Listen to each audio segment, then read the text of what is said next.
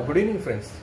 మేము ఇక్కడ హైదరాబాద్కి వచ్చి ఉన్నాము. హైదరాబాద్లో నిమ్స్ హాస్పిటల్కి వచ్చి ఉన్నాము. ఎందుకంటే ప్రముఖ చిత్రకారుడు మరి తెలంగాణ రత్నం మన రుస్తుం సార్ మరి కొద్దిగా ఆరోగ్యపరంగా, ఎందుకంటే మనుషులం కాబట్టి ఆరోగ్యం అవకతవకలు జరుగుతూనే ఉంటాయి కాబట్టి కొద్దిగా ఆరోగ్యపరంగా మరి అంకుల్ ఇక్కడ హాస్పిటల్లో జాయిన్ అయి ఉన్నాడు. మాకు తెలిసిన వెంటనే అంకుల్ దగ్గరికి వచ్చాము. ఎందుకంటే తెలంగాణ ప్రముఖ కవి కాబట్టి తెలంగాణలో ఒక ఆధిముత్యము, తెలంగాణ ఒక రత్నం కాబట్టి అంకుల్ ఒక ఆవభావాలు, కళ మీద ఉన్న ఆయన మక్కువ, ఆయన ప్రేమను కూడా 2-3 మాటల్లో తెలుసుకుందాము. మరి అంతేకాకుండా కళ గురించి ఎంతగానో తపన పడుతూ రాత్రింబగలు నిరంతరం ఒకే దిశగా, ఒకే పరుగుగా, ఒకే ధ్యేయంగా సముద్రపు హలల పరుగులు తీస్తూ రంగుల అరవిల్లులో నిత్యము మరి తపిస్తూ జీవిస్తూ ప్రయాణిస్తున్న మహాకవి మన రుస్తుం అంకుల్ గారు, రుస్తుం సార్ గారు. మరి మరోసారి రుస్తుం సార్ గారిని కూడా కలిసి మనము సార్ ఇక్కడనే ఉన్నాడో తెలుసుకుందాం. సార్ ఒక ఉద్దేశము, కళాత్మకమైన భావాల మీ విషయంలో. సార్ నమస్కారం సార్. మీకు తెలిసింది కాబట్టి నేను ఇక్కడికి వచ్చి ఉన్నాను. Thank you sir. మీ కళపై మీకు ఎంతగానో తపన, అది నా చిన్నప్పటి నుండి కూడా చూశాను, ఇప్పుడు కూడా నేను చూస్తున్నాను. కాబట్టి ఎలా ఏంటి అది దాని విషయంలో మీరు 2-3 మాటలు ప్రేక్షకులకు, అభిమానులకు తెలియపరిచింది. కళ అంటే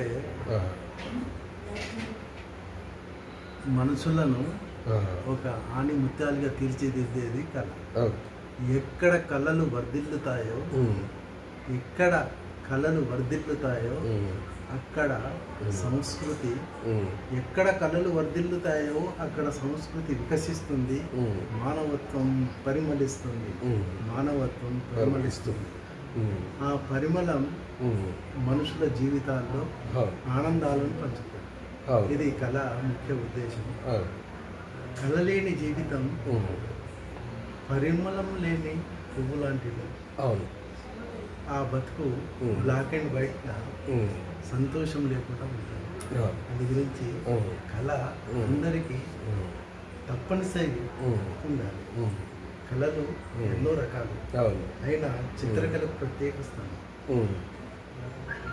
కళల కర్తవ్యం కావాలి నిరంతరం. కళల కర్తవ్యం కావాలి నిరంతరం. ఆనందాల ఆవిష్కరణ. ఆ ఆనందమే జీవిత పరమానందం. గురించి కళలను ఎప్పుడు మరవద్దు, దాన్ని దాచిపెట్టుకోవద్దు, 10 మందికి పంచుతూనే ఉన్నాను. అంకుల్ అంటే నేను చాలా అద్భుతమైన సంకల్పమైన, అద్భుతమైన పదజాలాలు వాడుతూ అది ఒక ఆనందాన్ని కూడా వెలువరుస్తున్నాను. ఎందుకంటే ఈ ఒక దేశం నడవాలన్నా, ఒక సంస్కృతి నడవాలన్నా, ఒక ప్రేమ, అనురాగం, ఆప్యాయత కలగాలన్నా కుటుంబాలలో కళాత్మకమైన భావాలు ఉండాలి. ఆ భావాలు ఓ చిత్రకళ కావచ్చు, శిల్పకళ కావచ్చు, లేకపోతే ఏంటంటే నాటక కళ కావచ్చు, ఏ కళ అయినా సరే కళ అనేది మనిషికి ఒక డిసిప్లిన్, ఒక క్రమశిక్షణ, ఒక మంచి భావాలు నేర్పిస్తుంది. అది 100% కరెక్ట్. ఇప్పుడు అదేవిధంగా ఈ కళపై మీకు ఇంత తపన ఎవరి ద్వారా వచ్చింది? అసలు ఎలా మీరు ఈ చిత్రకళలోకి మీరు ప్రవేశించారు?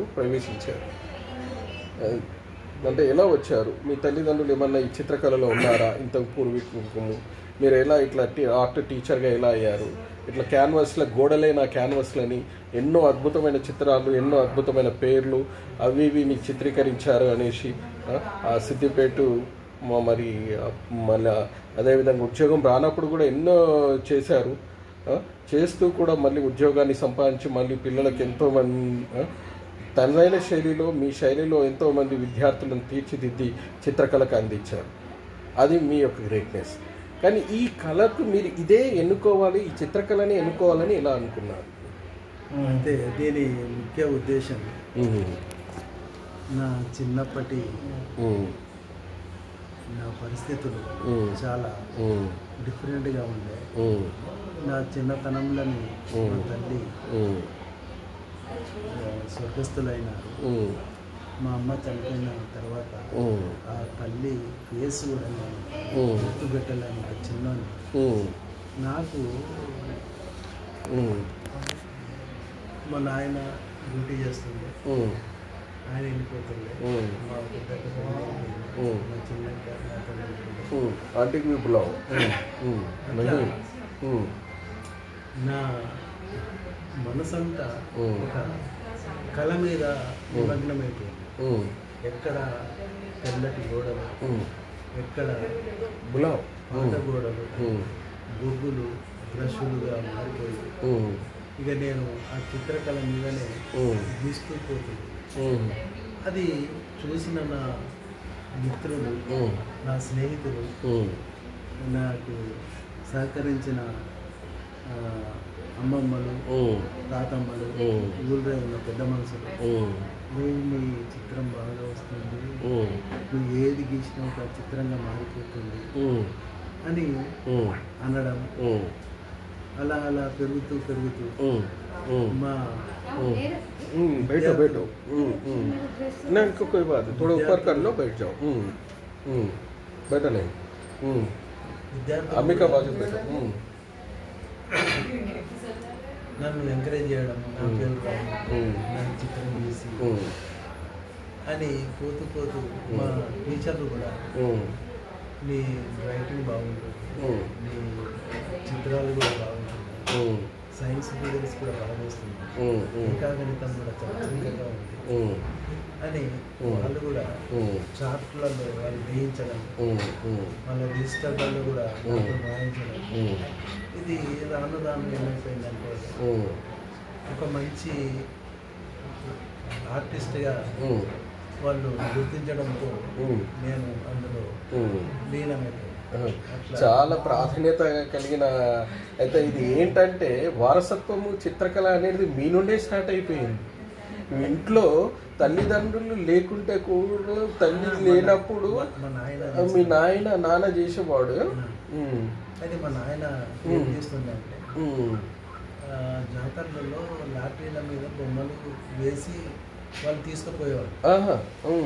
అయితే వాళ్ళు కొద్దిగా డబ్బు బాబుకి ఇచ్చి కళాకమన్నాం కొద్దిగా ఇచ్చి లాటరీ తీసుకొని పోయేవాళ్ళు. అయితే వాటికి మీద 8 బొమ్మలు, 10 బొమ్మలు, ఇక లిపాపలలో ఉన్న బొమ్మలు అవన్నీ ఆయన చేస్తుంది. చూస్తుంటే నేను అరే ఇది మంచిగా అనిపిస్తుందండి. ఆ రంగులు అద్దడంలో ఆ మెలకువలు నేర్చుకున్నాను. కానీ కొన్ని మాత్రమే అనే వాటికి పనికొచ్చేటి తీస్తుంది. ఇప్పుడు రాను స్వగ్రామము ఉంది కదా, స్వగ్రామం నా పుట్టిన ఊరు అలవాలు, మనకు మీడితోటి మండలము అలవాలు, సిద్దిపేట జిల్లా. ఇప్పుడు ఆ టైంలో కూడా, ఎందుకంటే మా అమ్మమ్మ గారిది కూడా లక్ష్మాపురమే కాబట్టి మీకు చాలా దగ్గర. మా అమ్మ పుట్టింది లక్ష్మాపురమే. అయితే నేను ఎందుకు ఈ వర్డ్ నేను చెప్తున్నాను అంటే, కళ అనేది ఎక్కడో జీన్స్లో ఉంటుంది. ఆ జీన్స్, ఆ కళ అది ఎక్కడి నుండో మళ్ళీ బయటికి వచ్చేసి తన సుగంధాన్ని మరి విరజిల్లుతుంది. అది కళ యొక్క గొప్పతనం. అది ఎక్కడ అనేది మనకు అంత తెలియదు, కానీ ఉంటుంది. ఉండేసి మళ్ళీ ఏదో ఒక రూపం దాల్స్తుంది, మళ్ళీ ప్రపంచానికి ఆనందాన్ని కలిగిస్తుంది, సమాజానికి ఆనందాన్ని కలిగిస్తుంది. ఇది కళ యొక్క గొప్పతనం. కాబట్టి రియల్లీ ఏంటంటే, అమ్మను జ్ఞాపకం చేసుకుంటూ, అమ్మ చిన్నప్పుడు అదైనప్పటికీ ఫాదర్ని యొక్క చిత్రాలు చూసి, ఆయన చేసిన దాన్ని చూసి ఇన్స్పైర్ అయ్యి, అదేవిధంగా ఏంటంటే ఒక బొగ్గును తీసుకొని, తర్వాత ఏంటంటే గోడలను తీసుకొని ఉష్కపోయిన మీ బొమ్మలు, మీ యొక్క ఆనందము అది చాలా గొప్పది. ఎందుకంటే చాలామందికి ఇప్పుడున్న పిల్లలంతా నాకు ఒక బొమ్మే అమ్మ అంటే నాకు మంచి పేపర్ కావాలి, మంచి అది కావాలి, నాకు ఇది పెన్సిల్ కావాలి, నాకు 2B కావాలి, 6B కావాలి. కానీ మీకు మీ టైంలో అలాంటివి ఏం లేవు. మీకు ఏది కావాలనో అది మీకు బొమ్మ వేసినామా లేదా అనేది మీ పర్ఫెక్షన్. అట్లా కళాత్మకమైన భావాలు, కళాత్మకమైన ఉద్దేశాలు సమాజాన్ని ఎంతగానో చైతన్యపరుస్తాయి. దానికి ఉదాహరణ ఏంటిదంటే, మన జీవితంలో దశరథి ఉన్నాడు, మన తెలంగాణ బిడ్డ. తెలంగాణ గురించి ఎంతగానో పాటుపడి ఆ నల్లని ఆకాశంలో ఎంతోమంది రాని సూర్యులు ఎంతోమంది ఉన్నారు. కనపడుతున్న భాస్కరునిలా మనం ఉండాలి, అనేసి ఆయన అంటే ఇప్పుడు పుట్టాము గిట్టాము అనకుండా పుట్టి సమాజానికి మనము ఒక దిశను అందించాము, సమాజానికి మంచి భావాలు అందించాము అనేసి ఆ రోజు దశరథి చెప్పాడు. ఏంటంటే మనకంటూ ఒకటి సాధించుకోవాలి. కానీ దాన్ని బట్టి చూస్తే నేను అట్లా ఒక గవర్నమెంట్ టీచర్గా ఎదిగి, ఒక మామూలు నుండి ఒక గవర్నమెంట్ టీచర్గా ఎదిగి గవర్నమెంట్ టీచర్గా ఎంతోమంది విద్యార్థులను మిడిదొడ్డిలో తయారు చేసి అదే స్కూల్లో చదివి అదే స్కూల్లో నుండి మళ్ళీ మీరు ఒక టీచర్గా వెళ్ళి మళ్ళీ ఈ స్కూల్లో నేను స్టూడెంట్ను, ఈరోజు నేను టీచర్నై వచ్చాను అనేది ఎంత ఆనందము, ఎంతోమందికి నిజంగా అది ఆ ప్రాంతానికి, ఆ సిద్దిపేట ప్రాంతానికైనా, ఆ తెలంగాణ ప్రాంతానికి, తెలంగాణ రాష్ట్రానికైనా ఒక గర్వకారణం. ఎందుకంటే సమాజంలో ఇంతమంది ఇప్పుడు ఉన్న చాలామంది పిల్లలు కూడా చదువుకుంటున్నారు, కానీ ఏం చేస్తున్నాము అనేది కూడా వాళ్ళకు ఒక ప్రశ్నార్థకం అవుతుంది. అలా కాదు, ఒక దిశగా ఒక ప్రయాణమై ఉండాలి, ఒక సంకల్పంగా ఉండాలి. అలాంటి సంకల్పాన్ని మీరు దళాల్చుకొని సమాజానికి మంచి తరాన్ని అందించి మంచి ఉద్దేశాలను తెలియపరిచారు. అది చాలా గొప్పదనుకు. మరొకసారి మీకు నమస్మాంజలు. తెలంగాణ యొక్క ముద్దు బిడ్డకు మరి నమస్కారాలు కూడా తెలియపరుస్తూ, అస్సలాము అలైకుం కూడా తెలియపరుస్తూ. ఎందుకంటే సమాజాన్ని మనం చేసే పని ఎప్పుడు స్థిరమై ఉంటుంది. అదే మీ స్థిరత్వం, మీరు చిత్రాలలో స్థిరత్వం. అది ఒకటి ఏంటంటే ఆ చిత్రం ఎక్కడున్నా రుస్తుం అంకుల్ చిత్రం, రుస్తుం సార్ చిత్రం, అది ఈ చిత్రాలకు ఇంతగానో ప్రోత్సాహం ఆంటీ కూడా ఎంతవరకు మీకు మంచి వర్డ్స్ను మంచి డిస్కషన్ ఏంటంటే ఇది ఇట్లా వేయాలి అట్లా వేయాలి, మీరు కూడా తనకు ఇట్లా వేయండి అట్లా వేయండి అని చెప్పడము చాలా ఆనందకరమైన విషయము. అలాగనే ఆంటీ మీరు ఎట్లా అంకుల్ విషయంలో ఇంత అన్యూనంగా ఇలా చెప్తారు ఏంటి? 2 మాటలు మీ మాటలు చెప్పండి. 2 बात करो बस. आपको कैसा लगता है पेंटिंग बनाए तो? जो पेंटिंग बना रहे आप बहुत अच्छा बनाना, बहुत खूबसूरत दिखना, अपने हाथों से बना रहे तस्वीर अच्छा बनाना बोल के बोलती. और एक बात अंकुल क्या बोलता मालूम है, अब आंटी कैसा करी बनाए तो कैसा टेस्ट बनाए तो इसकी टेस्ट मेरा पेंटिंग आना, वो क्या है मेरा फूड से ही उनका टेस्ट है, हम और अच्छा बनाते बोल के बोलते थे. वो अभी मेरा याद है वो पॉइंट. ऐसा అన్యోన్యత సంకల్పాలు మంచి భావాలు కుటుంబాన్ని ఎంతగానో ఉన్నత స్థాయిలోకి తీసుకెళ్తాయి. అట్లా సమాజంలో కూడా ప్రతి బిడ్డను కూడా మీరు కళాత్మకమైన భావాలలో ఉండాలి, కళ అనే ఉద్దేశంలో ముందుకు సాగాలి. అదేవిధంగా కళ యొక్క గొప్పతనాన్ని మరి తెలియపరచాలి. ఇది అంకుళ్ళు నిజంగా ఇది నిరంతరం కృషి, నిరంతరం ఇది ఒకరోజు చేస్తే వచ్చేది కాదు, ఒక క్షణం చేస్తే వచ్చేది కాదు. అట్లా నహీంను కూడా ఇప్పుడు మీరు మరి ఒక చిత్రకారుడిగా తయారు చేశారు అంకుల్. మరి నహీం విషయంలో నహీం కూడా చాలా అద్భుతంగా చిత్రాలు వేస్తున్నాడు. దాన్ని కూడా అసలు ఆయన నీ 2 మాటలు నహీం ఏం చేస్తున్నారు ఏంటి? చిత్రాలు తీస్తా ఉన్నాను. ఆ చిత్రాలను డాడీ చిత్రాలను కూడా ఆన్లైన్లో, నా చిత్రాలను కూడా ఆన్లైన్లో వేస్తున్నాను. ఇట్లా మొత్తం ఇంట్లో ఉన్న కళను ఆన్లైన్ ద్వారా మొత్తం ప్రపంచానికి వరల్డ్ వైడ్గా తీసుకెళ్తున్నాయి. ఇప్పటి వరకు వందలాది చిత్రాలు బాబు ఆన్లైన్ ద్వారా అమ్మేపించిన, నా చిత్రాలు కూడా వందలాది చిత్రాలు ఆన్లైన్ ద్వారా అమ్మేసిన. Very good, very good. చాలా సంతోషము. అంటే ఒక అంకుల్ బాత్ గారు అయితే నాకు గర్వకారణం ఏంటిదంటే కృష్ణ అంకుల్ అంకుల్ కృష్ణ మంచి కళాకారుడు అంకుల్, మంచి వాగ్దాటి అంకుల్, మళ్ళీ ఇంటర్వ్యూస్లు చాలా చేస్తుంటాడు. చిత్రకళ కూడా అంకుల్. నా కొడుకు కృష్ణ ఇద్దరు ఒకే కాలేజీలో బిఎఫ్ఏ ఎంఎఫ్ఏ చేయడం కూడా చాలా గర్వకారణం. చాలా పైకి వస్తున్నారు వీళ్ళిద్దరిని చూస్తే కూడా చాలా సంతోషం. ఈ కళ ఇక్కడి నుంచే కాకుండా వీళ్ళ ద్వారా కూడా ప్రపంచానికి అందుతున్న తీరు, ఆ మాటలు నాకు చాలా అనిపిస్తుంది. ముఖ్యంగా విద్యార్థులు సాధన సంపూర్ణంగా నిరంతరం కొనసాగితే, సాధన సంపూర్ణంగా నిరంతరం కొనసాగితే కళాకారుడు సుస్థిరం, కళాకారుడు సుస్థిరం.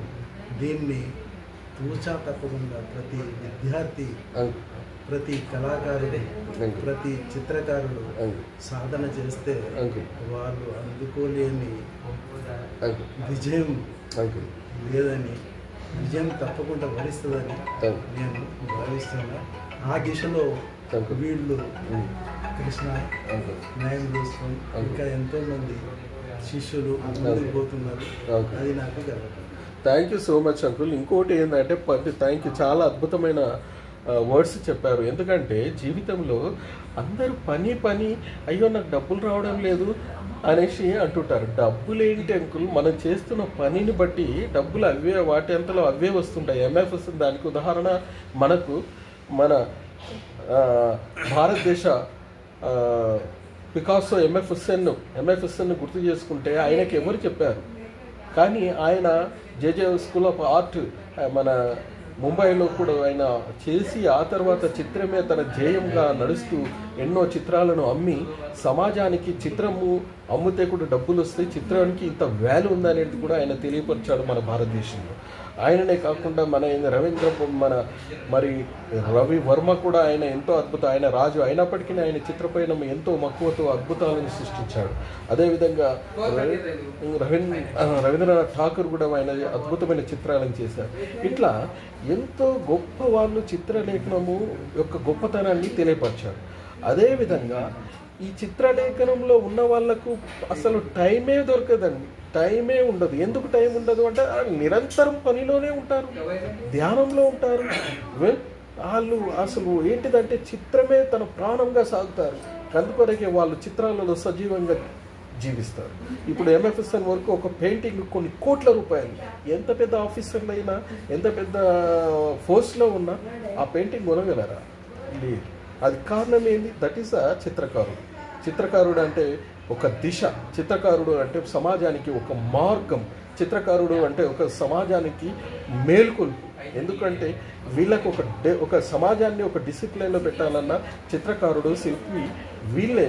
వాళ్ళకు ఒక అక్షరాన్ని గుర్తించలేము కానీ ఒక చిత్రాన్ని చిన్నపిల్లలు చూసి ఎంతో ఆనందిస్తారు. దట్ ఈస్ చిత్రం. అంతేకాకుండా అక్షరాలను ఈ విధంగా ఉండాలని ఒక చిత్రకారుడు తీర్చిదిద్ది ఈ విధంగా పెడితే ఆ అక్షరాన్ని నేర్చుకొని అదొక చదువుగా అది సమాజానికి అందింది. కాబట్టి చిత్రకారులు ఎక్కడున్నారో గౌరవించండి, చిత్రకారులను ప్రేమించండి. వీలైతే పొగడడం కాదు, వీలైతే ఒక చిత్రాన్ని కొని చిత్రకారునికి ప్రోత్సాహంగా ఉండండి అనేది నా అభిప్రాయం. ఇంకోటి ఏంటంటే చిత్రం అనేది సమాజానికి మంచి సంకల్పాలను దయచేస్తుంది. ఒక చిత్రాన్ని చూసి ఎన్నో గంటలు చూస్తూ ఉంటే అది రోజులు అసలు దినాలు టైం ఇంత ఏం చూస్తున్నారు అంటే ఆ చిత్రము అతనితో మాట్లాడుతుంది. కాబట్టి అది లక్షలలో సేల్ అవుతుంది, అది మళ్ళీ కోట్లలో కూడా వెళ్తుంది. ఇది అలాంటి దిశలో అంత పెద్ద దాంట్లో మీరు ఉండి మరి ఎంతోమంది విద్యార్థులకు కూడా నేర్పించి ఒక నిరంతరం చిత్రకారునిగా సాధన చేస్తూ ఒక మహా ఋషిగా నిలిచారు. మరొకసారి మీకు నమస్సుమాంజలు ఐన్సాప్ చెప్తూ thank you very much sir. మీ ఇద్దరికి చెప్పండి. థ్యాంక్ యూ సార్ చెప్పండి. దగాపడ్డ జీవితాల బ్రష్ అయిత అణచపడ్డ హృదయాల కలరైత, దగాపడ్డ జీవితాల బ్రష్ అయిత అణచబడ్డ హృదయాల కలరైత, చరిత్ర చెరపని చిత్రమైత, మీకు మరొకసారి ఆనందమయ జీవితానికి కలర్ఫుల్ ఆలోచనలే, ఆనందమయ జీవితానికి కలర్ఫుల్ ఆలోచనలే బలమైన పునాదులు వేస్తాయి. దీన్ని అందరూ తప్పకుండా పాటించాలని కోరుకుంటూ సెలవు. Thank you so much sir. చూశారు కదా సార్ యొక్క ఒక తపన, సార్ చేసిన విధానము ప్రతి ఒక్కటి కూడా మీరు విన్నారు. మేడం కూడా ఎంతగానో ఆంటీ కూడా మరి సార్కి ఎంతగానో సహకరించి ఈ విధంగా చిత్రం అనేది చిత్రాలలో చాలా జర్నీని కూడా మీరు చూశారు. వాళ్ళ కుటుంబ పరంగాను వాళ్ళ మన ఏంటంటే ప్రాంతాలు గుడిగా 2-3 మాటలు మాట్లాడుతుందంట. మాట్లాడండి మేడం. సాధన సంపూర్ణంగా నిరంతరం కొనసాగితే కళాకారుడు సుస్థిరం. చూశారు కదా, ఇది ఏంటంటే ఇది మాటల్లో వచ్చేది కాదు, మనసులో నుండి వచ్చే మాటలు. మాటల్లో చెప్తే అది అక్కడనే తెలిసిపోతుంది, కానీ మనసులో నుండి చెప్తే అది స్థిరత్వంగా నిలిచిపోతుంది. అది స్థిరత్వంగా నిలిచిపోతుంది. వాడికి బోలో बार बार नहीं जिंदगी, हाँ बार बार नहीं जिंदगी, एक बार दुनिया में कुछ मिसाल बनो, दिल दिल में खुशियाँ बांटो, हर दिल में खुशियाँ बांटो। वाह वाह, बहुत शुक्रिया आपको, बहुत बहुत धन्यवाद आपको। बहुत अच्छा शायर कहानी बोले आप, बहुत अच्छा शायर कहानी बोले आपको। फिर से बोलो। हाँ नहीं बोल, एक दो बात करो, जल्दी करो। కళల కర్తవ్యం కావాలి నిరంతరం, ఆనందాల ఆవిష్కరణ, ఆనందాల ఆవిష్కరణ. Thank you so much. చూశారు కదా విజిటర్స్, చాలా అద్భుతంగా మరి ఈ కళా కుటుంబాన్ని కూడా మీకు పరిచయం చేశాను. చాలా అద్భుతంగా ఉంది. మీరు ప్లీజ్ చూడండి. ఇంకోటి కళ గురించి తపన పడుతున్న వాళ్ళ గురించి కూడా మీరు మరి ఇదొక ఏంటంటే మీకు ఎనర్జీ ఫుడ్లా, ఒక స్ట్రెంత్లా ఉంటుంది. కళ అనేది నిరంతరం మీకు పనిని కలిగిస్తూ ముందుకు నడిపిస్తూ ఉంటుంది. కాబట్టి my dear friends, please like, share, comment, subscribe my dear friends. Thank you.